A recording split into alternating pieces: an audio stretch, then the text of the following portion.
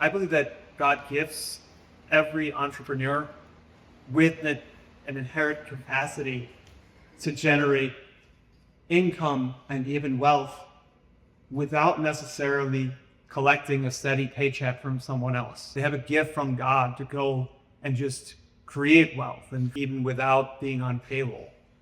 When I was 21, I was just getting ready to graduate. At the time, I was living with 3 other roommates. My expenses were very low, and for my age, my income was going to be pretty solid to start off.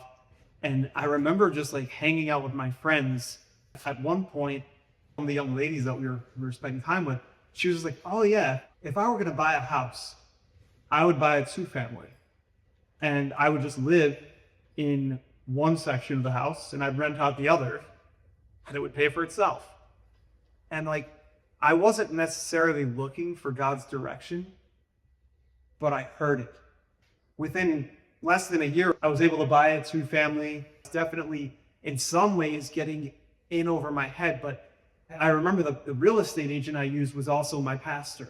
And I remember I was just asking him like, "Hey, like, what would you do if you were me?" And he's like, "Well, I'll tell you the first thing I would do.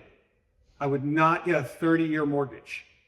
Get a 15-year mortgage." He's showing me the numbers. He's like, "Here's for your mortgage, your percentage rate, and cost of the house." Like, it was so tempting for me to pick the lower monthly cost. And yet he's like, "Look at the amount of interest you're going to pay." At that point, I wasn't necessarily like smart enough to like go and ask God directly certain questions, but I was really open to hearing his voice through the wisdom and counsel of other people. When God gives you a gift, and then he's trying to prompt you in a certain way to use that gift, I think something happens inside of our hearts where like there's this drive to respond. Like the Bible says faith comes by hearing, and hearing comes from the word of Christ. Like if you're at a crossroads and you have to make a decision, do I go left or do I go right? His peace will begin to accompany the choice of the decision, the path that you're supposed to go down. And I think just slowing down and paying attention to those moments, and then over time I've learned to actually specifically like direct my attention and focus toward him and ask, "What are you saying about this?" Or "What would you have me do?"